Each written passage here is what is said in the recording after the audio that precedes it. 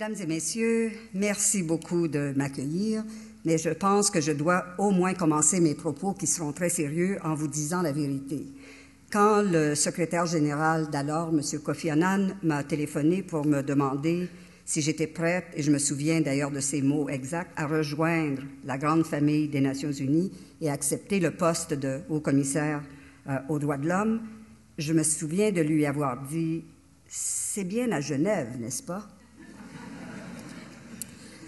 Et par la suite, je me suis précipitée sur mes skis et je les ai fait nettoyer, mettre en bon ordre, et je les ai apportés avec moi à Genève, ce qui témoigne de ma naïveté quant à mon emploi du temps. Pendant les 4 années que j'ai passées ici à Genève, j'ai été malheureusement beaucoup plus absente que présente et j'ai fait du ski une seule fois. Cette semaine, par contre, en plus de l'honneur et du privilège de partager cette soirée avec vous, je me suis fait le grand plaisir d'accepter d'être membre du jury du Festival international des droits de l'homme, où j'ai vu dans les 3 derniers jours tous les films qui sont en compétition. Et je vous dis déjà à l'avance, je vais répondre à vos questions à la fin de mon entretien avec beaucoup d'honnêteté et de sincérité, mais je ne vais pas vous dire qui va gagner le Grand Prix du festival. Alors, si je garde un excellent souvenir, bien sûr, de mon passage trop bref à Genève, c'est bien sûr en fonction du poste que j'ai occupé, et ma réflexion ce soir va être beaucoup informée par l'expérience que j'ai eue au commissariat des droits de l'homme. En fait, c'est plutôt la combinaison de mes 2 passages distincts aux Nations unies qui vont inspirer mes propos, tant comme procureur des tribunaux internationaux et comme haut-commissaire. En effet, j'avais eu le privilège de servir, et encore une fois sous le leadership de Kofi Annan, comme procureur des tribunaux internationaux, les premiers, en fait, qui ont lancé cette entreprise. J'ai été, bien sûr, fortement influencée dans l'exercice de ces 2 fonctions par une carrière de juriste au niveau national au Canada, à tous les paliers de l'exercice du pouvoir judiciaire et dans presque tous les domaines du droit. Vous comprendrez donc mon intérêt pour la question de l'interaction du juridique et du politique, et en particulier pour le rôle du droit et de la justice, non seulement dans la résolution des conflits de toutes sortes, mais aussi dans l'évolution d'une culture commune d'acceptation des normes et de l'observation volontaire des règles. Avant toutefois de m'avancer plus en détail dans mon propos, permettez-moi de faire référence à un paradoxe qui illustre pourtant très bien à la fois l'importance et la complexité du droit dans la gestion des rapports humains. J'ai assisté en novembre dernier à l'ouverture de la toute nouvelle salle 20 au Palais des Nations, qui est maintenant nommée la Salle des droits de l'homme et de l'Alliance des civilisations. J'avais eu le privilège d'observer, presque depuis sa conception, la création par le célèbre peintre espagnol Miguel Barceló du merveilleux plafond de cette salle, œuvre qui fera, j'en suis sûre, couler beaucoup d'encre. Permettez-moi de partager avec vous mes impressions telles qu'elles ont évolué depuis le début de la création de cette œuvre jusqu'à son produit fini. Lorsque j'ai vu pour la première fois la maquette qui servait de modèle à la construction de l'œuvre et que Barceló m'a expliqué les grandes lignes du concept, j'ai été frappée, comme plusieurs par la suite, par l'importante métaphore de l'universalité et du particularisme intégrés dans ce plafond en mouvance, sous lequel chaque point de vue est différent mais réconcilié dans la totalité de l'œuvre. Tout comme le double objectif de l'universalité et de la préservation de la spécificité culturelle qui est propre aux droits de l'homme, le plafond reflète donc l'inclusion du particularisme dans l'universel. Il ne privilégie aucune réalité et il valide à la fois et en même temps la différence de perception et l'harmonie dans la différence. Lorsque j'ai vu le dôme complété, mon impression première est demeurée très intense, mais j'ai également été frappée par le contraste entre le désordre houleux du plafond et la mission dévolue à ceux et celles qui devront travailler sous ce dôme. Leur mission, à mon avis, doit s'inspirer de principes juridiques et rechercher l'ordre, la constance, le calme, le rationnel et la paix. Les débats sont formels et, en théorie du moins, laissent peu de place à la fantaisie et à l'imaginaire. Pourtant, je demeure convaincue qu'il existe une puissante symbiose entre le dôme et la salle, entre ces deux expressions indissociables de notre humanité. Je reviendrai à la fin de mes propos à ces observations que m'inspire l'œuvre de Miguel Barcello au Palais des Nations. Pour l'instant, je voudrais donc me pencher sur la notion d'état de droit dans la gestion des affaires internationales. Au niveau international, la paix, la sécurité et le développement reposent principalement sur des initiatives et des engagements de nature politique. Ces engagements peuvent parfois s'inspirer de principes juridiques, entre autres par les principes des droits de l'homme reflétés dans les grands instruments internationaux. De la même façon, la guerre, désordre ultime, est également gérée par une série de règles et de prescriptions juridiques. La justice est par ailleurs souvent encombrante, comme en témoignent les tensions entre la recherche de la paix et celle de la justice. Et pourtant, la montée du juridique est essentielle au progrès et au règlement pacifique et durable des conflits. Je suis loin de prétendre que nous sommes à l'orée de la primauté du juridique sur le politique au plan international, mais je suis également convaincue qu'une compréhension informée des exigences du concept de l'état de droit servirait bien les efforts de prévention et de gestion des conflits que ni la diplomatie ni la force ne peuvent à elles seules maîtriser. La promotion de l'état de droit est très à la mode. Il se substitue, ce concept d'état de droit, très souvent à la gouvernance comme mot-clé des objectifs de développement durable et de promotion de la démocratie. Pourtant, l'état de droit est souvent compris dans son acceptation la plus étroite et donc la plus facile, mais à terme la moins utile. De façon superficielle et formelle, l'état de droit exige la gouvernance par des règles proprement établies plutôt que par l'arbitraire humain. Pour être proprement établies, les règles doivent elles-mêmes avoir été promulguées de façon non arbitraire et donc selon d'autres règles constitutionnelles ou administratives qui les valident. Il existe évidemment également des prérequis à la validité des règles. Elles doivent être publiques, intelligibles, non rétroactives et exécutables.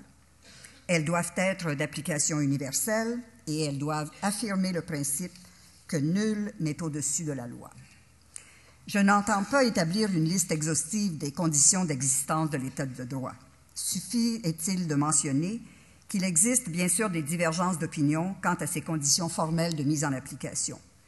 Mais de façon générale, on entend par état de droit la primauté du droit sur la force ou sur l'arbitraire. Mais il existe également, tout au moins dans les États démocratiques au sens véritable du terme, une conception beaucoup plus riche de l'état de droit qui gère de façon substantive la relation entre l'État et l'individu. C'est là le domaine par excellence des droits dits des droits de l'homme ou, comme je le préfère, des droits de la personne ou des droits humains. Le juge Aaron Barak, ancien juge en chef de la Cour suprême d'Israël, donne un exemple spectaculaire de cette notion appauvrie de l'état de droit qui le réduit à un système formel de lois régulièrement édictées et appliquées. Et je le cite dans sa probablement deuxième langue en anglais. Il nous dit « In this weak form, the rule of law exists even in a dictatorship. A friend once told me that during World War II, several Jews were in prison in Germany as a result of sentences that they received before the war broke out. The Gestapo did not harm these Jews because the law mandated that they not be exterminated in the death camps before finishing their prison sentences, and this rule of law had to be maintained. But when the prisoners finished serving their sentences, the Gestapo was waiting for them at the gate. The prisoners were then taken to the death camps and murdered. The formal rule of law was observed. De la même façon, une conception purement formelle de l'état de droit n'aurait rien à reprocher à un régime qui promulguerait une loi publique, universelle, non rétroactive, exigeant par exemple l'exclusion des femmes, des personnes handicapées, des membres de minorités raciales, ethniques ou religieuses, des services de santé, d'éducation ou de transport public. Une telle loi pourrait être perçue comme odieuse aux yeux de certains, mais il s'agirait là simplement d'une différence d'opinion quant à son contenu. Et il n'y a là rien d'extraordinaire. L'État de droit n'exige pas un consensus absolu sur le contenu des lois. Bien au contraire, dans un État démocratique, la dissidence et l'opinion sont bienvenues. Dans un État autoritaire, elles sont latentes, subversives ou supprimées. Mais l'important est, à mon avis, de comprendre que la prohibition de la discrimination n'est pas une question de choix politique, mais une composante de l'État de droit. La distinction n'est pas sans conséquence, surtout au niveau de l'engagement de la communauté internationale et des Nations unies en particulier, envers la promotion et la mise en application de l'État de droit. Je concède qu'il est difficile d'édicter et d'énumérer les composantes substantives de l'État de droit. Juristes et philosophes continuent des recherches et des conversations passionnantes sur les contours de ces composantes. Mais quand il s'agit d'examiner les exigences de la promotion de l'État de droit au plan international, la tâche est dans une certaine mesure plus facile parce qu'elle est à un stage beaucoup moins avancé de son évolution. Prenons par exemple le cas de la torture.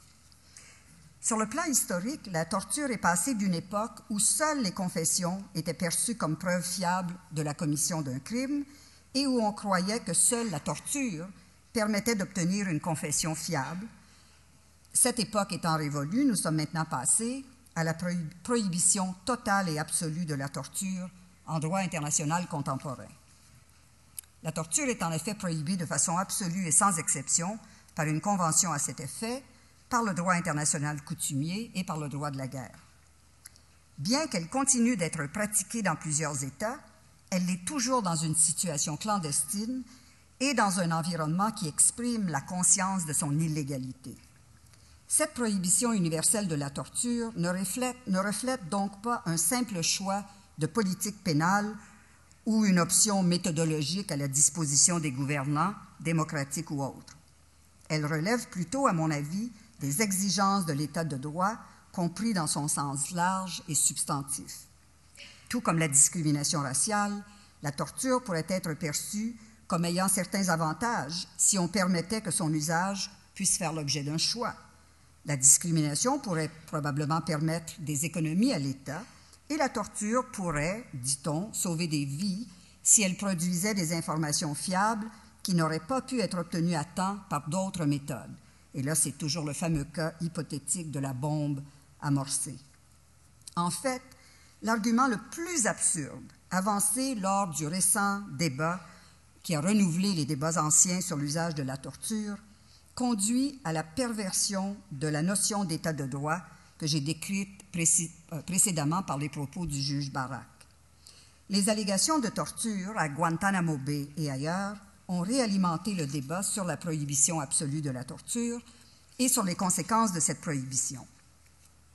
Convaincu que la prohibition absolue était illusoire, impraticable et donc hypocrite, le professeur Alan Dershowitz de l'Université de Harvard a préconisé que puisque le recours à la torture par les autorités dans des cas d'extrême urgence et d'importance était inévitable, il valait mieux en régulariser l'usage et s'assurer que l'utilisation de la torture soit prévue et régie par la loi. Ainsi, selon lui, un juge devrait être appelé à émettre un mandat de torture afin qu'un contrôle judiciaire soit surimposé à une pratique qui autrement pourrait s'avérer abusive ou arbitraire.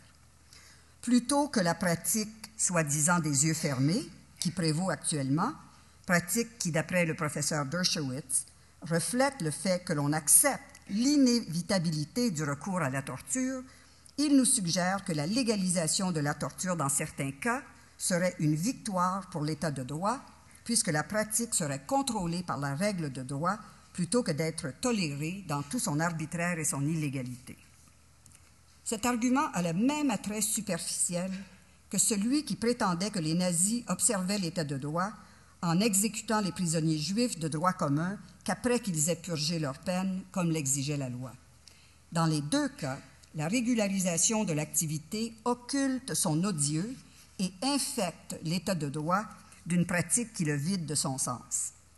L'État de droit ne comporte pas que des garanties d'ordre procédural bien que celle-ci soit importante. Il comporte également des exigences substantives, entre autres, l'exigence que l'État soit contraint de ne pas porter atteinte à la vie et à la sécurité des personnes. Compris de cette façon plus large, l'État de droit comporte des exigences complexes, non seulement en droit national, mais au sein du discours international qui s'approprie l'État de droit comme un objectif de développement. En effet, il n'est plus suffisant de promouvoir la bonne gouvernance, la saine gestion des finances publiques et la tenue régulière d'élections libres. L'agenda devient inévitablement beaucoup plus ambitieux. La construction d'un processus électoral conduit bien sûr à l'établissement d'un pouvoir législatif et exécutif. Le plus souvent, force est de le constater, il conduit à un renforcement du pouvoir exécutif plutôt que du législatif, surtout dans les pays où la tradition et la culture continuent de favoriser la personnalisation du pouvoir. Mais les élections ne contribuent en rien à l'établissement du pouvoir judiciaire, élément essentiel à l'établissement et au maintien de l'État de droit. En effet, conçu dans son sens étroit et formel, l'État de droit peut être mis en place par le pouvoir législatif et appliqué par l'exécutif. Mais sans contrôle judiciaire, rien ne permet le développement du contenu substantif de l'État de droit. Dans le pire cas, la légitimisation du pouvoir, entre autres par des élections qui semblent témoigner du progrès de la démocratie, risque d'aggraver les violations des droits fondamentaux en assurant que les inégalités, la discrimination et l'intolérance fassent dorénavant l'objet de régularisation par la loi, sans recours aux mécanismes de protection que constituent les tribunaux pour assurer le véritable règne d'un État de droit. La promotion d'une vision purement formelle de l'État de droit s'adresse au désordre, mais pas à l'injustice. Dans la gestion des conflits, la réaction politique est également souvent de restaurer l'ordre plutôt que de rétablir la justice. Soyons clairs, dans bien des cas, l'intervention internationale ne peut avoir qu'une ambition très modeste et rétablir l'ordre, soit par un cessez-le-feu, par des accords de paix ou encore même par des ententes à court terme, se révèle souvent déjà un immense succès. Sans beaucoup de moyens vraiment coercitifs, la communauté internationale peut s'acquitter de sa responsabilité de protéger en privilégiant l'efficacité immédiate de son intervention, quitte à reporter à plus tard des initiatives qui s'adresseront aux causes plus profondes des conflits. Mais alors, dans ses programmes à plus long terme, particulièrement en matière de développement, son ambition doit être accompagnée d'une vision moins pauvre de ses objectifs. La promotion et l'implantation de l'État de droit doivent donc être bien ancrées dans la promotion et la mise en application des droits humains fondamentaux et des libertés qui protègent les individus contre l'inévitable abus de pouvoir par un État qui ne serait soumis à aucune contrainte de nature juridique. Ces droits et libertés, exprimés entre autres par les grands instruments internationaux en matière de droits de l'homme, comportent des garanties quant aux droits civils et politiques, mais aussi quant aux droits économiques, sociaux et culturels, et de façon fondamentale quant à l'égalité et la non-discrimination.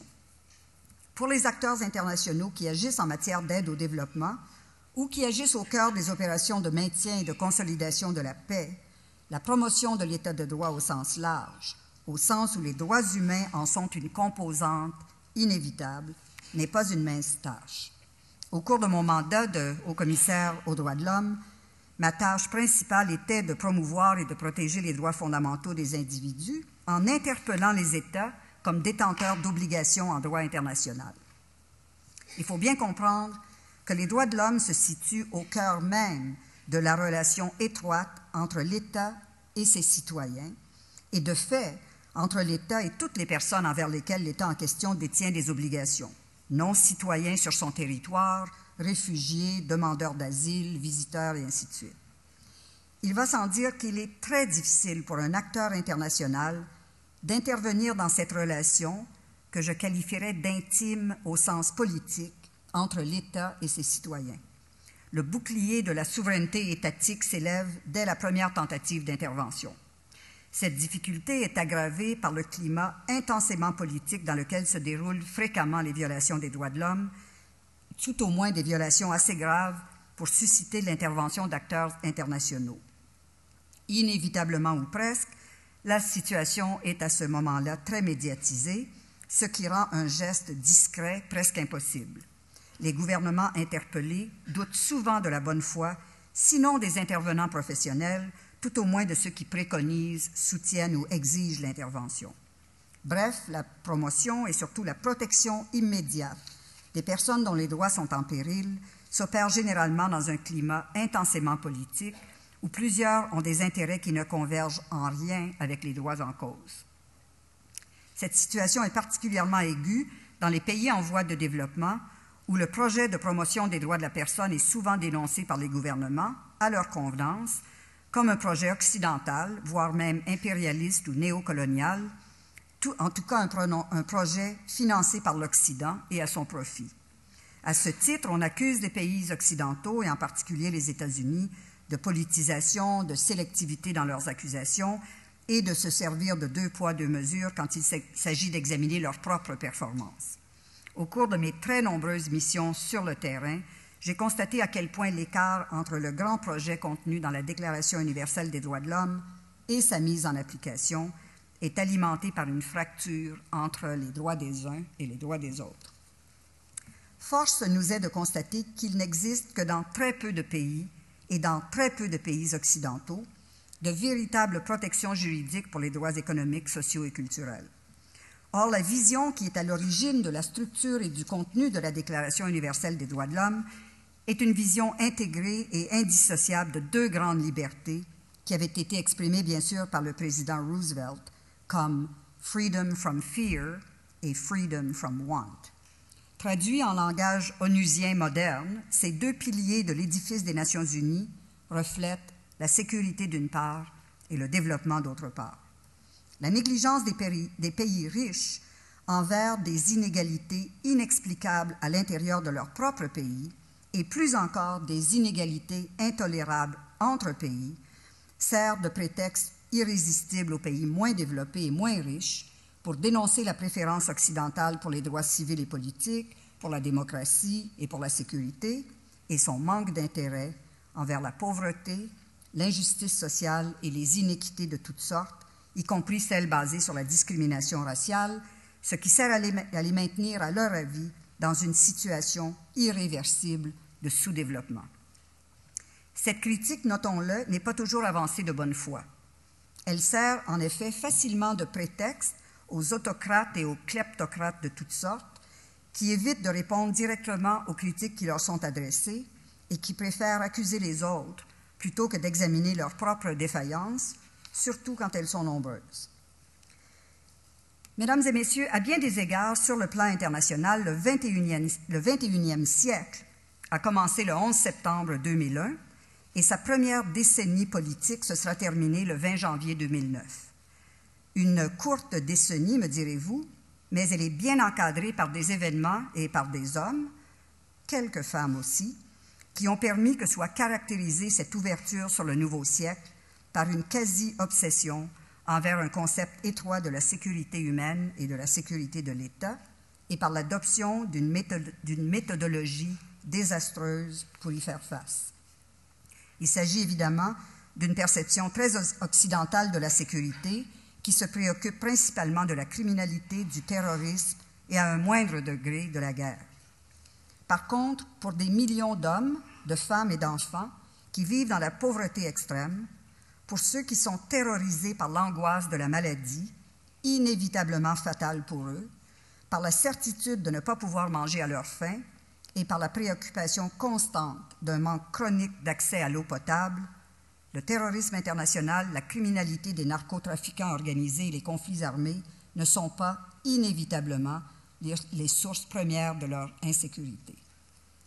Plus près de nous, et à mon avis de façon plus universelle, les femmes ont souvent une conception beaucoup plus globale de leurs besoins sécuritaires. Bien avant la crise financière et économique de la deuxième partie de 2008, les femmes des pays industrialisés vivaient dans leur quotidien une préoccupation, à mon avis, plus intense que les hommes quant à leur bien-être économique et social, vu leur état plus précaire que celui des hommes sur le marché du travail et souvent leur responsabilité familiale accrue comme chef de famille monoparentale. Malgré leur vulnérabilité également plus intense que celle des hommes à toutes les formes de violence, violence domestique, et violences sexuelles en particulier, les femmes, à mon avis, ont mieux compris dans leur vécu le lien inéluctable entre le manque de sécurité et le manque de pouvoir. Contrairement donc aux bruyants discours véhiculés par ceux qui préconisent la sécurité par la répression, il est évident que l'insécurité n'est pas liée uniquement, ni même principalement, au crime et au terrorisme, mais que les insécurités les plus profondes sont ancrées dans la pauvreté, la maladie, la discrimination et la marginalisation. Le manque de pouvoir, le manque de contrôle sur son propre destin est à la fois un manque de liberté et un manque de sécurité. Ces deux concepts, sécurité et liberté, que l'on dit souvent opposés, se rejoignent donc pour inviter à une réflexion élargie du droit et du bien-être individuel et collectif. On entend souvent dire que le droit, particulièrement les protections juridiques garanties par le Pacte sur les droits civils et politiques ou encore par la Déclaration universelle des droits de l'homme, forment un corpus d'obstacles aux opérations de mise en application des lois en protégeant l'individu contre l'action de l'État et donc de ce fait réduisent le climat de sécurité que l'État pourrait autrement faire valoir. Encore une fois, poussé à l'extrême, cet argument est allé dans les dernières années jusqu'à suggérer que la prohibition contre l'usage de la torture, prohibition, comme je l'ai dit, absolue et universellement reconnue, tout au moins sur le plan normatif, que cette prohibition donc met en péril l'objectif de sécurité poursuivi, entre autres, par les opérations antiterroristes. Contrairement à cette prétention, il est important, à mon avis, de souligner deux choses. Tout d'abord, que la sécurité est elle-même un droit humain fondamental qui s'articule expressément dans le droit à la vie, à la liberté et à la sécurité de la personne. L'exemple récent, à mon avis, le plus percutant de l'exercice de ce droit se retrouve dans la poursuite intentée l'automne dernier à Mumbai, en Inde, par une coalition de banquiers, d'avocats du monde des affaires et de représentants des grandes corporations du pays, y compris la Chambre de commerce de Mumbai, contre le gouvernement indien, prétendant que le gouvernement avait failli à sa responsabilité de protéger la population de la ville et de s'acquitter de son obligation d'assurer le droit à la vie et à la sécurité des personnes. On se souvient bien sûr du siège de la ville de Mumbai pendant près de 3 jours, ville qui avait été prise en otage par un groupe de terroristes à la suite d'une série d'attaques qui avait fait près de 170 morts dans un pays pourtant habitué à des tragédies comportant souvent des pertes de vie importantes. Cet extraordinaire recours au droit par une classe privilégiée pour demander la mise en œuvre d'un service public vital représente donc l'affirmation la plus fondamentale de l'importance croissante du droit et l'articulation du droit à la sécurité comme une composante comme un principe imposant à l'État des obligations de nature juridique et non seulement des obligations de nature politique ou morale. Entendu de cette façon, le droit à la sécurité est une composante des droits de l'homme qui impose des obligations à l'État et non un concept relié aux prérogatives de l'État avec lequel les droits de l'homme se trouvent perpétuellement en conflit. Bref, il s'agit de bien restituer la sécurité comme visant principalement la sécurité des personnes et non comme attenant uniquement à la sécurité de l'État. Ma deuxième observation consiste à souligner le fait que la sécurité des personnes comprend un volet important qui vise à prévenir les abus de pouvoir par l'État ou par ceux qui, en son nom, prétendent exercer un monopole sur l'usage légitime de la force.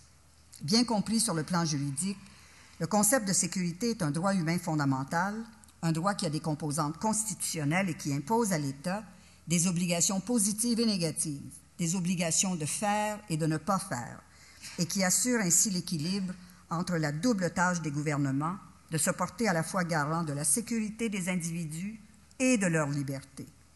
Les dérapages que nous avons connus au cours de cette décennie de la peur dans les milieux occidentaux, décennie caractérisée par une légitimisation accrue de l'usage de la torture, par la marginalisation du droit en faveur du non-droit, représenté entre autres par Guantanamo Bay, et l'effort du pouvoir exécutif américain de soustraire ses actions au contrôle judiciaire pour esquiver des normes juridiques de protection, tout ça a été exploité à fond et tous ces dérapages représentent donc à la fois une menace à la liberté et à la sécurité.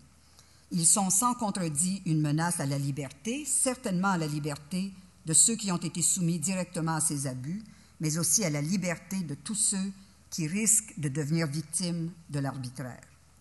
Prévues et mises en œuvre pour accroître la sécurité, ces initiatives ont probablement contribué à augmenter considérablement la vulnérabilité de ceux-mêmes qu'ils entendaient protéger. Perpétrées par ou ostensiblement au nom du gouvernement américain, ces mesures ont parfois enflammé l'opinion publique internationale et possiblement favorisé le recrutement accru d'éléments extrémistes anti-américains. Après des années de renaissance au niveau de la protection des droits fondamentaux, tant sur le plan juridique que dans l'opinion publique occidentale, comment peut-on en arriver à un recul de cette envergure? Je prétends que le recul est d'envergure à cause du rejet profond qu'il comporte d'une vision de la sécurité fondée sur le droit et du mépris des normes juridiques, éthiques et morales, au profit d'un pragmatisme arrogant au service d'objectifs indiscutés et donc supposément indiscutables. Dans les sociétés démocratiques dignes de ce nom, les citoyens s'attendent de la part de leur gouvernement, entre autres, à ce qu'ils gèrent l'équilibre précaire entre notre besoin de sécurité et notre besoin de liberté. Devant des menaces de toutes sortes, actes terroristes, actions de gangs de rue, kidnappings et meurtres d'enfants, vols avec violence, l'opinion publique est très facilement manipulée, au moins à court terme, en faveur de moyens coercitifs et répressifs, voire même, dans certains cas, au recours à des interventions militaires. Surtout lorsque ces mesures ciblent des groupes déjà préidentifiés comme déviants ou hors normes. De cette façon, les mesures répressives sont perçues comme susceptibles d'accroître la sécurité de la majorité, sans ajouter de restrictions indues à son désir de liberté. La véritable question qui sous-entend notre évaluation des politiques gouvernementales en matière de sécurité est la suivante. Quelle part de ma liberté suis-je prête à sacrifier pour accroître ma sécurité? Cette question, à mon avis, a été largement pervertie au cours de cette décennie de la peur et la question que les gens entendent est maintenant la suivante. Quelle part de la liberté des autres suis-je prête à sacrifier pour accroître ma propre sécurité? Comprise de cette façon, la question invite bien sûr une réponse facile mais perverse. Et ce qu'elle sous-entend, c'est une fracture profonde du projet commun de société, une acceptation de la dichotomie entre moi et les autres, ou pire encore, entre les miens et les autres, qui ne peut qu'exacerber les différences réelles ou perçues et donc alimenter les conflits.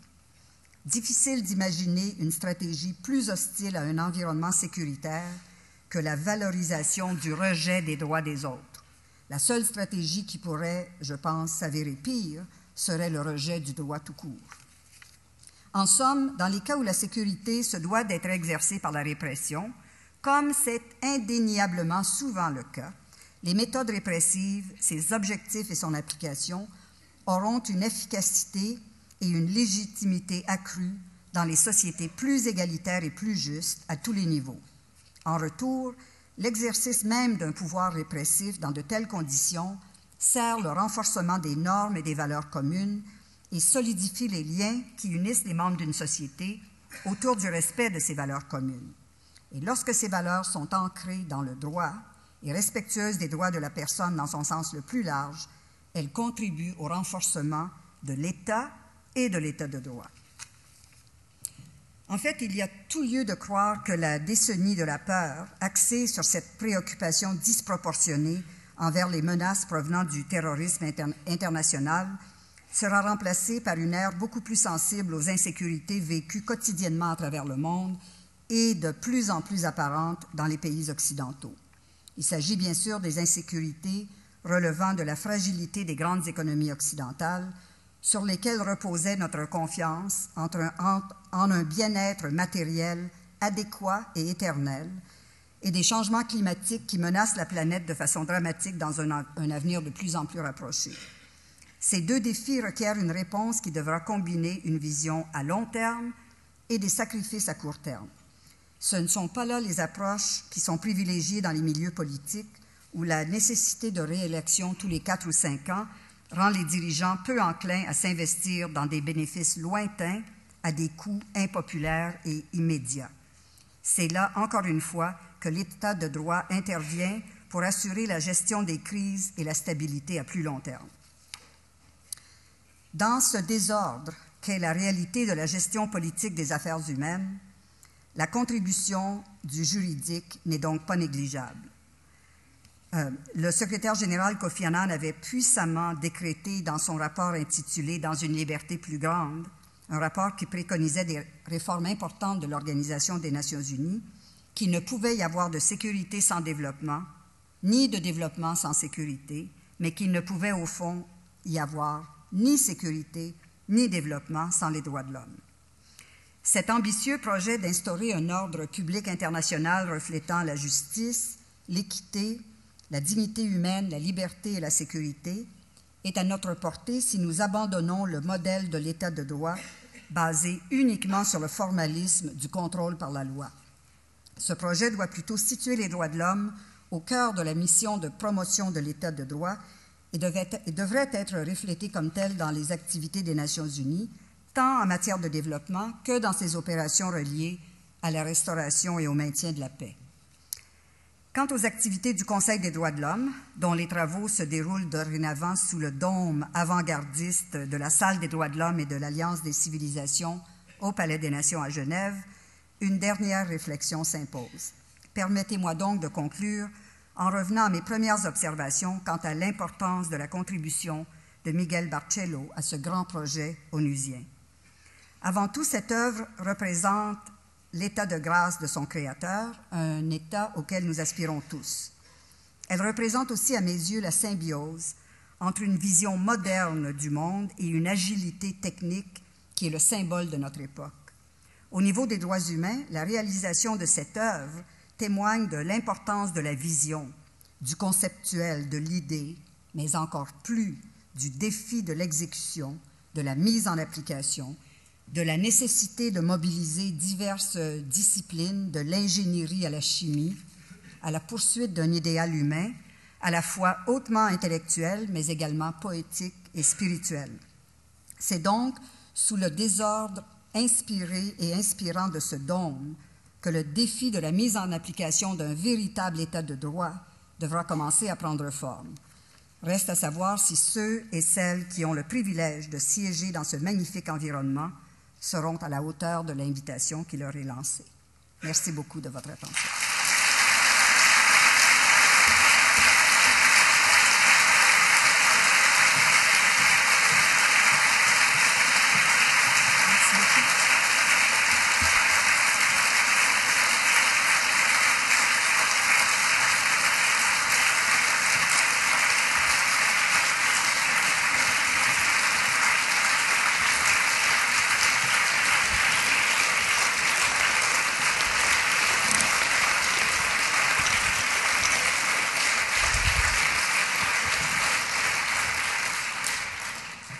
Merci beaucoup, Madame Arbour, pour ce magnifique exposé. Je vous l'avais dit, la notion d'état de droit intrigue. Je pense qu'elle intrigue encore plus à la fin de cet exposé, puisque c'est une notion très complexe, avec des composantes formelles, mais aussi substantielles. Et vous nous avez rappelé beaucoup d'éléments qui ont fait l'actualité dans les 10 dernières années. Nous avons peut-être laissé passer ces éléments, mais finalement, ils ont effrité grandement la notion d'état de droit dans la société internationale.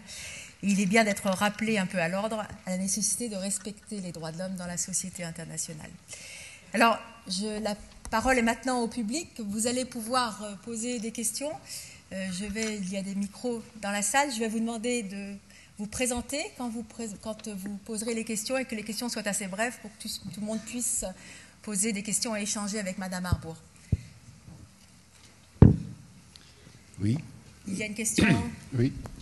Allez-y. Oui. Je vais mettre mes lunettes. Il y a quelqu'un qui avait envie de parler. Je vais lui donner la parole. Il a déjà le micro ou pas? Oui, madame. Oui. Allez-y. Oui, Madame Arbour, ici. Excusez-moi, Monsieur Boeton de Lausanne.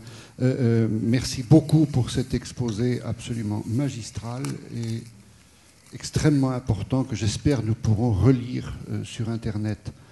Ma question est la suivante. Vous avez affirmé dans un entretien au Monde en février 2007, il y a donc 2 ans, à propos du Darfour, que l'agenda de la justice devait être complètement autonome par rapport à l'agenda politique, au sens où ça sert à quoi de retenir la main de la justice au Darfour. On voit ce que ça a donné, il n'y a pas eu de solution ni politique pour la paix. Et autrement dit, cette autonomie de la poursuite judiciaire des chefs d'État par rapport à une situation de conflit, ce que vous avez défendu et que j'approuve totalement. J'ai un petit doute depuis quelques jours en voyant que le chef d'État qui a été poursuivi a interrompu une grande partie des aides humanitaires, remettant ainsi peut-être 1 ou 2 millions de personnes, selon ce que disent les médias, et il faut être réservé sur ce chiffre, mais dans une situation de détresse totale. Autrement dit, c'est vrai que la justice doit avancer, quelle que soit la situation politique, mais il reste que dans le cas précis, je me pose quand même la question des conséquences d'une poursuite annoncée. C'est une inculpation, c'est une mise en examen, ce n'est pas du tout une condamnation, mais sur 2 millions de personnes qui n'ont plus de service des ONG. Et je pose la question, pour moi, je n'ai pas la réponse. Merci beaucoup.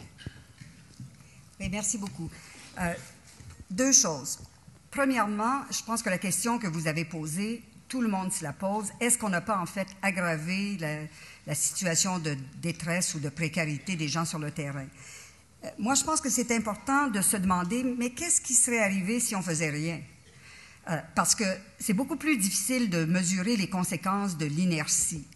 On n'a rien fait au niveau de l'interpellation des présumés criminels de guerre ou de ceux qui ont perpétré des exactions en contravention au droit international humanitaire de 2003 jusqu'à ces inculpations récentes.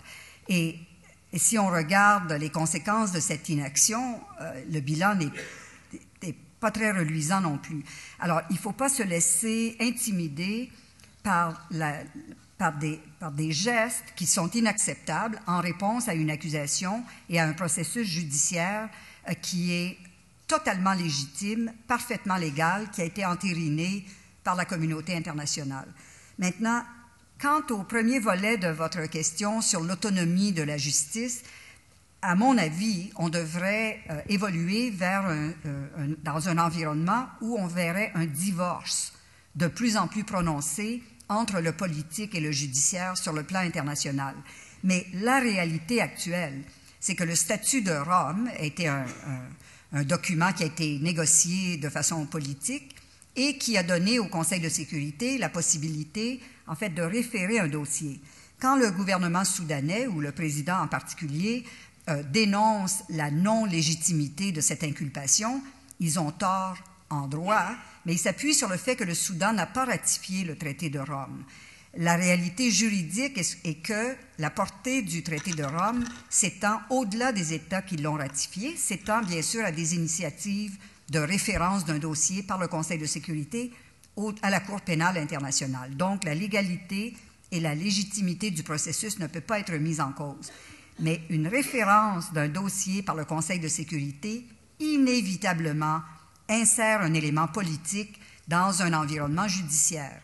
Et là, la possibilité pour le Conseil de sécurité, en vertu de l'article 16 du statut, d'ordonner une cessation temporaire des procédures, qui n'est pas un désistement ou un rejet total de l'inculpation, mais qui pourrait retarder pendant une période d'1 an, qui serait par la suite renouvelable, cette action politique dans un processus judiciaire, malheureusement, mais dans la réalité, est prévue par le statut de Rome et donc fait partie de l'encadrement juridique.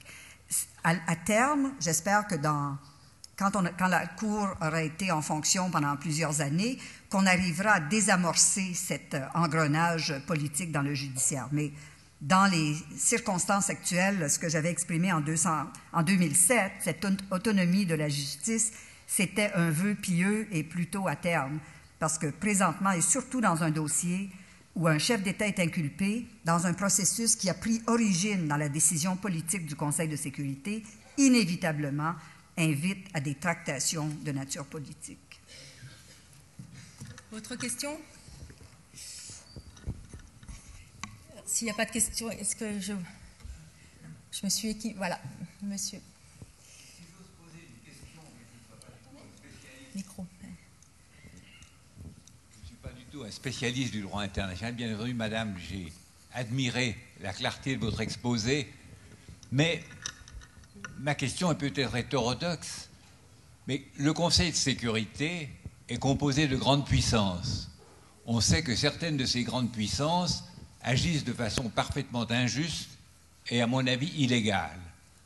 Compte tenu de l'existence de ce Conseil de sécurité, on n'agit pas contre les grandes puissances et contre leurs chefs, même s'ils déclarent la guerre de façon illégale, même s'ils torturent leur peuple. On le fait maintenant contre un chef d'État africain et on a raison. Mais la question se pose à l'égard des chefs d'État de quelques-unes des 5 puissances qui constituent le Conseil de sécurité.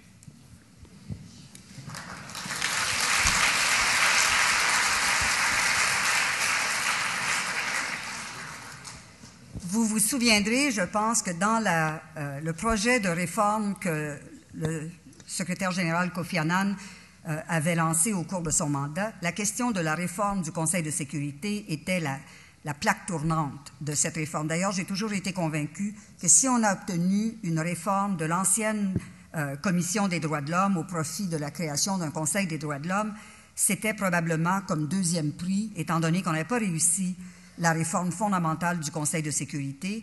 Alors, comme prix de présence, on a fait ce petit compromis qui est beaucoup moins percutant que la réforme du Conseil de sécurité, qui, à mon avis, est une réforme qui s'impose et qui va devoir avoir lieu. Ça demande, bien sûr, une réouverture de la Charte des Nations unies, mais je pense que la légitimité même de la seule instance internationale qui a des pouvoirs coercitifs, y compris d'imposer des sanctions et de déployer au nom du monde entier une force de nature militaire, c'est une institution dont la légitimité qui est maintenant tellement minée par la sous-représentation de pays en voie de développement et la surreprésentation de puissances qui ont émergé après la Seconde Guerre mondiale. Je pense que c'est une réforme qui s'impose. Mais pire encore, quand on a donné le droit de veto aux 5 membres permanents du Conseil de sécurité, si on avait tout au moins, encore là sur un plan normatif, indiqué que le veto devrait être exercé dans l'intérêt public, peut-être qu'on n'en serait pas où on en est. Mais ça n'a pas été l'environnement dans lequel c'était fait. C'était clair que l'exercice du veto se faisait dans l'intérêt national du pays détenteur de veto. Et en fait, s'il y a une réflexion, à mon avis, sur le plan politique et juridique à engager, c'est la recherche d'un concept d'intérêt public international qui devrait être au cœur des délibérations et des actes d'un organe aussi puissant que le Conseil de sécurité. Et malheureusement, on n'en est pas du tout là. Donc, cette réforme devrait non seulement changer la composition du Conseil de sécurité, sûrement l'élargir, mais on devrait espérer qu'elle devrait porter aussi sur une conversation quant à cette notion d'intérêt public international. Autre question, monsieur?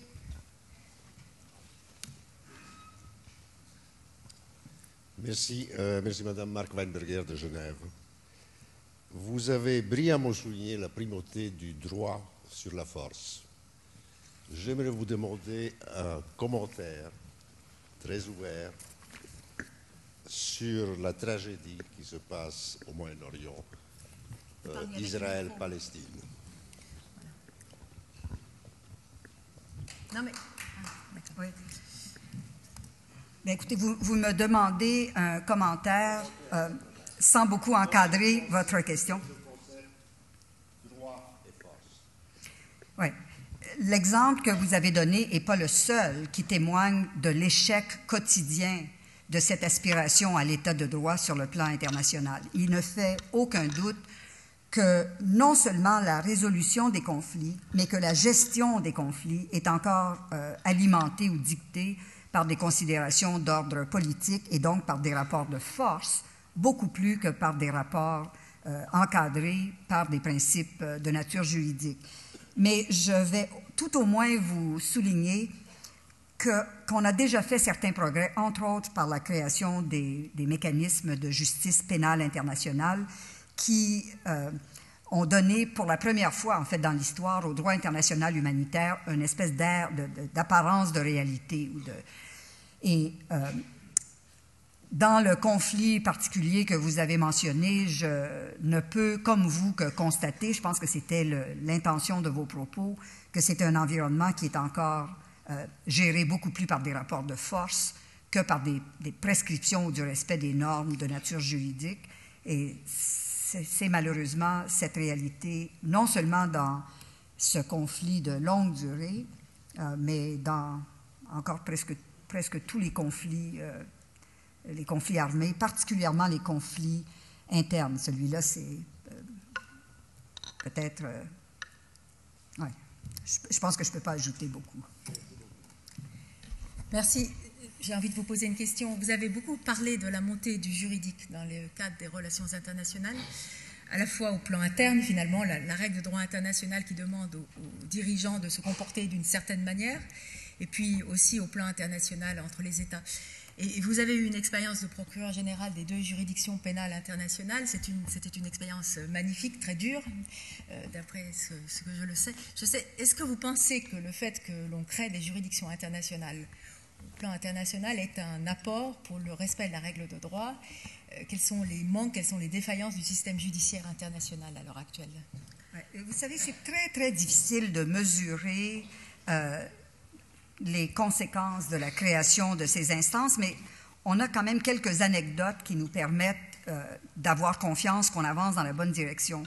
Par exemple, je pense que mes amis du CICR, les gens qui travaillent beaucoup dans le domaine du droit de la guerre, de la gestion des règles de comportement des belligérants dans des conflits armés, je suis sûre qu'ils sont capables de documenter le sérieux avec lequel les belligérants, tout au moins les acteurs étatiques. Là, on a tout un autre développement là, dans le cas des acteurs qui ne constituent pas un État, là, des forces de guerre non conventionnelles, mais du côté des États, je pense qu'on a une présence accrue des juristes pour bien encadrer les décisions militaires, par exemple, sur les concepts de proportionnalité, d'atteinte à l'intégrité des populations civiles, des infrastructures civiles. Alors, ça, c'est très difficile à mesurer parce que c'est ce qui ne se produit pas. Alors, est-ce que je vous dis qu'il y a beaucoup de conflits qui auraient pu avoir des conséquences beaucoup plus graves si on n'avait pas mis sur pied ces principes de responsabilité personnelle, de nature pénale, de ceux qui doivent prendre ces décisions? C'est très difficile de le mesurer, mais je pense qu'on a toutes les raisons de croire qu'il y a maintenant des contraintes imposées par le droit qui maintenant a des conséquences dans la réalité pour ceux qui doivent signer l'ordre de combat, tant au niveau politique qu'au niveau militaire. Maintenant, dans les droits nationaux, il n'y a pas un pays au monde où l'application du droit pénal a prévenu ou empêché la commission de tous les crimes. Mais il n'y a jamais personne qui a préconisé qu'on devrait abandonner le droit pénal parce qu'il ne fonctionne pas bien dans tous les cas. Il y a plusieurs objectifs. La dissuasion, c'est un objectif, mais ce n'est pas le seul objectif. Il y a un objectif de solidarité avec les victimes, il y a un objectif de réaffirmation de façon collective de nos valeurs communes. Alors, même dans les cas où on échoue à dissuader les déviants possibles, il y a malgré tout un geste par l'activité du processus pénal qui continue de valoir la peine. Et je pense que sur le plan international, c'est très évident que l'effet dissuasif, surtout d'un droit pénal international qui ne cible que les très grands crimes, crimes contre l'humanité, actes de génocide, crimes de guerre, ça va être très, très difficile de mesurer l'effet dissuasif, surtout quand on va continuer de voir se perpétrer ce genre d'exactions. Mais il faut bien se remémorer qu'un acte d'accusation comme celui qui a été porté récemment par la communauté, par la Cour pénale internationale, mobilise l'opinion publique internationale, nous force à prendre une position de dénonciation de ces actions, d'engagement communautaire. Et tout ça, c'est pas rien. C'est des progrès, à mon avis, très, très importants.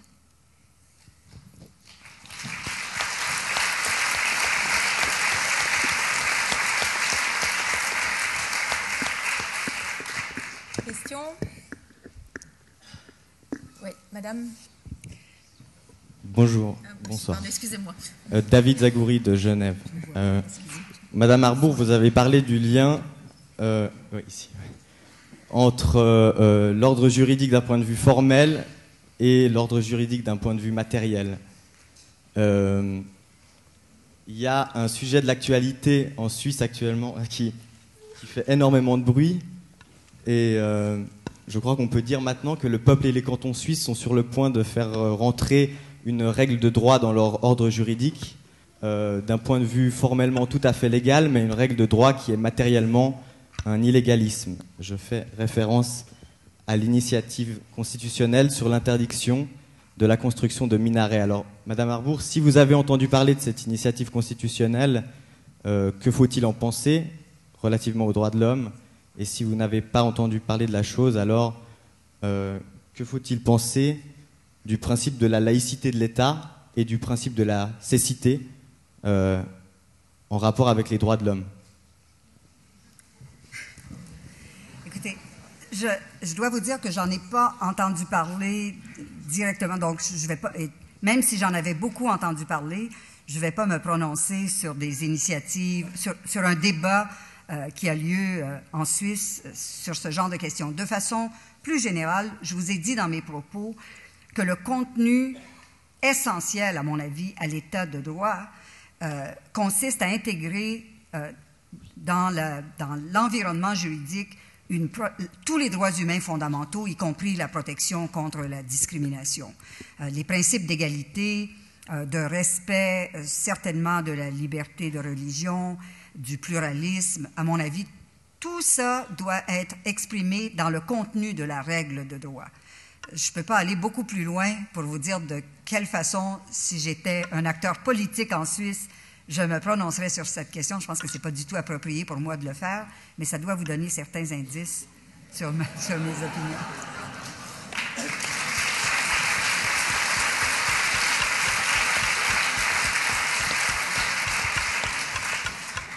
Bonjour madame. J'aurais une... donc certains pays, notamment la Chine et certains pays du Moyen-Orient, refusent d'appliquer les droits de l'homme simplement parce qu'ils considèrent ça culturellement comme inapplicable en vertu, parce que c'est des idées occidentales. Et je voulais savoir, donc, au niveau simplement culturel, comment permettre d'intégrer les droits de l'homme dans ces pays qui, pour qui, en soi, le principe même serait acceptable, mais qui ne refusent de le faire simplement parce que c'est des idéaux qu'ils considèrent comme occidentaux. Je pense que la première chose qu'on doit dire, c'est que la spécificité culturelle est un droit fondamental. Le droit à l'identité, à l'appartenance, les droits humains, ce ne sont pas, malgré ce qu'on a souvent préconisé en Occident, que des droits qui valorisent un individualisme complètement encerclé. Alors, les droits linguistiques, par exemple, la liberté de religion, la liberté d'expression impliquent la communauté, la communication, la participation, et tout ça, ça fait partie de l'idée d'appartenance. Appartenance à une famille, à un clan, à un groupe, comme je l'ai dit, linguistique, culturel. Et tout ça, ça fait partie de l'environnement protecteur qui reflète la dignité humaine, l'épanouissement humain. Donc, c'est très important de ne pas sombrer dans une dichotomie entre les droits de l'homme, c'est-à-dire les droits universels, et la spécificité culturelle. Le vrai défi, c'est de les intégrer, de permettre une articulation des droits universels, mais qui reflètent des cultures, des degrés d'évolution, des moyens différents à travers le monde.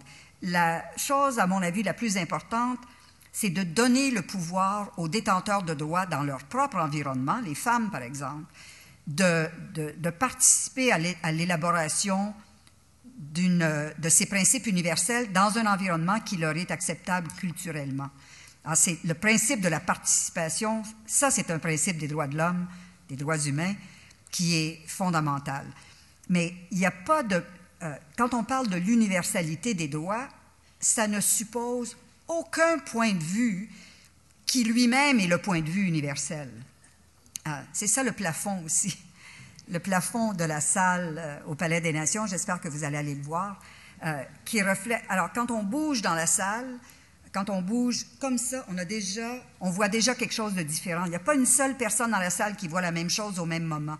Mais tout est intégré dans une harmonie. Et c'est ça qui est très difficile. Le danger, dans bien des cas pour les pays occidentaux, c'est de prêcher l'universalité des droits en essayant d'imposer leur point de vue culturel comme étant le point de vue universel. Mais ce n'est pas du tout le cas.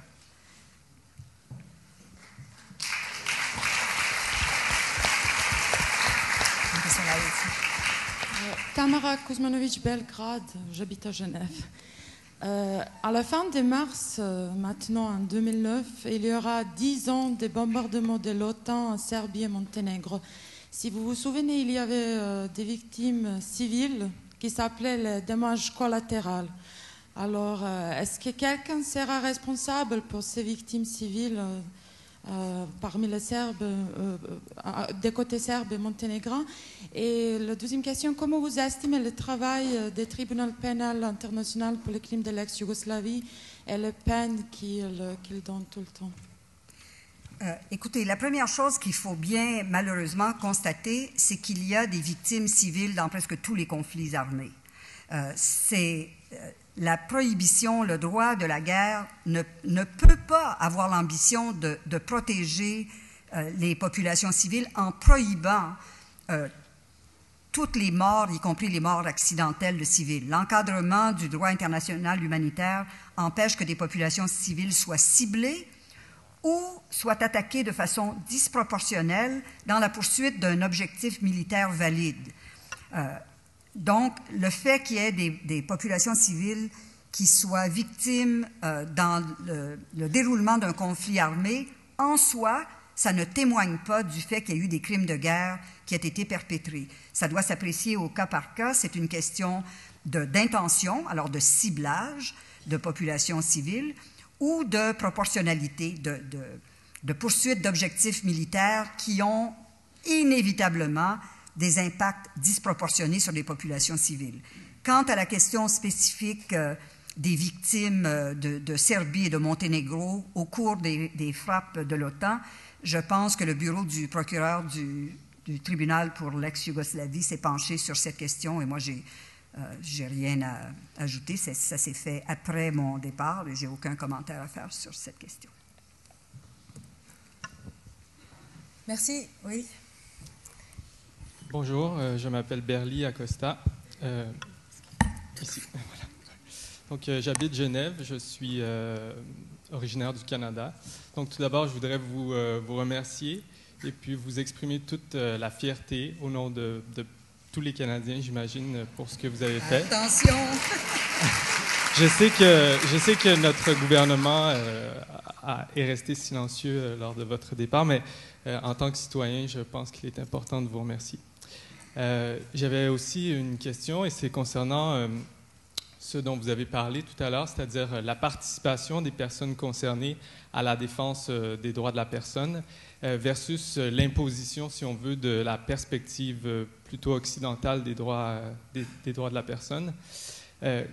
Comment participer, par exemple, il y a, je pense à un exemple, la pénalisation de l'homosexualité, par exemple, dans certains pays. Comment les personnes concernées peuvent participer justement à ce qu'une telle pénalisation n'ait plus lieu, alors qu'évidemment leur vie peut être en danger. Et comment les pays occidentaux, eux, peuvent-ils justement aussi viser à ce que les pays qui pénalisent l'homosexualité, par exemple, cessent de le faire?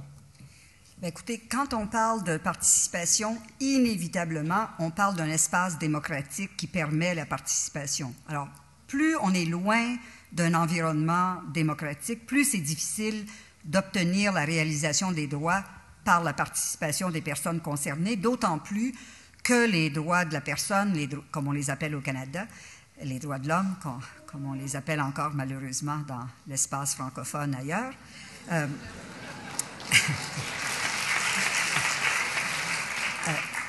D'autant plus alors que ces droits fondamentaux, ce sont des droits qui s'adressent en tout premier lieu à des minorités marginalisées. Alors, même dans les environnements, même dans des sociétés démocratiques, c'est pour ça que le recours aux tribunaux, au Canada par exemple, a été tellement populaire. Les tribunaux ont toujours été le forum privilégié pour l'évolution des droits parce que c'est le seul forum dans lequel une minorité a vraiment une chance égale de faire entendre sa voix. La démocratie, c'est la voix de la majorité. Et donc, il faut créer un environnement qui permette à des minorités d'être entendues dans l'espace démocratique. Alors, dans les pays qui ne permettent même pas cette forme de participation, particulièrement pour des minorités impopulaires, vous avez mentionné l'avancée sur les questions d'égalité, en matière d'égalité de non-discrimination basée sur la préférence sexuelle, mais on peut mentionner aussi les droits des prisonniers. Il y a des quantités de groupes minoritaires marginalisés dans tous les pays. Et alors, la réponse à cette question, c'est que dans les pays où leur propre participation, mon premier choix, c'est toujours de donner le pouvoir à ceux qui doivent revendiquer leurs propres droits. Dans les environnements où ce n'est pas possible, là, on doit se tourner vers la mobilisation d'une société civile plus large, qui doit avoir un agenda qui est très inclusif, à mon avis, et donc, soit dans ces sociétés comme telles ou par la mobilisation des ONG internationales. Je dois vous dire, malgré tous les reproches qu'on fait, par exemple, au Conseil des droits de l'homme, à tout l'agenda des droits de l'homme aux Nations unies, il faut quand même comprendre que c'est dans cet environnement, dans l'Organisation des Nations unies, qu'on a créé, c'est le seul endroit où on a créé quand même une certaine place pour la société civile, pour les ONG de participer. Alors, moi, je pense que ça doit se faire par la mobilisation, de préférence de ceux qui sont eux-mêmes des revendicateurs de leurs propres droits, et si cet espace est trop restreint pour eux, par le reste de la communauté des défenseurs des droits humains. Merci. Je vais conclure en posant une nouvelle question. Et je la pose, j'ai un filleul québécois dans la salle. Je la pose pour lui finalement. Dans une interview que vous avez donnée, la dernière interview que vous avez donnée au Temps, à Genève, au mois de juin, vous avez dit que l'un des grands défis pour les droits de l'homme, c'est le droit à l'eau, par exemple. C'est l'affirmissement d'un droit pour tout être humain à avoir une certaine quantité d'eau pour pouvoir survivre. Pourquoi est-ce que c'est ce droit auquel vous avez pensé quand vous avez clos votre mandat en termes de haut-commissaire des droits de l'homme? Je dois vous dire que, encore là, comme haut-commissaire, c'était très difficile, c'est toujours difficile de privilégier un domaine du droit en particulier. Il y a quelque chose d'un peu odieux, d'ailleurs, d'essayer d'établir une hiérarchie de droits. Mais ça, c'en était un qui était particulièrement débattu au Conseil des droits de l'homme, qui est très, très relié à ce qu'on appelle de temps en temps la troisième génération de droits. On s'imagine que les droits civils et politiques, c'était les premiers. Les droits économiques et sociaux, c'est la deuxième génération. Et cette troisième génération des droits, soi-disant, reliés à l'environnement, des droits verts. Mais au fond, tout est intimement lié. Quand on parle du droit à l'eau, contrairement, encore une fois, à la prétention de ceux qui résistent à ce genre d'approche, on parle pas du droit, on parle du droit à l'accès à l'eau potable pour des populations qui en sont privées. Mais ce n'est qu'un volet du droit à la vie et à la sécurité. Tout est intimement interrelié. Ça n'est que mettre l'accent ou mettre en lumière la vulnérabilité de très nombreuses personnes, mais ce qui leur est nié, c'est le droit à la vie, le droit à la sécurité, le droit à la santé, et tout ça, c'est lié. Merci beaucoup.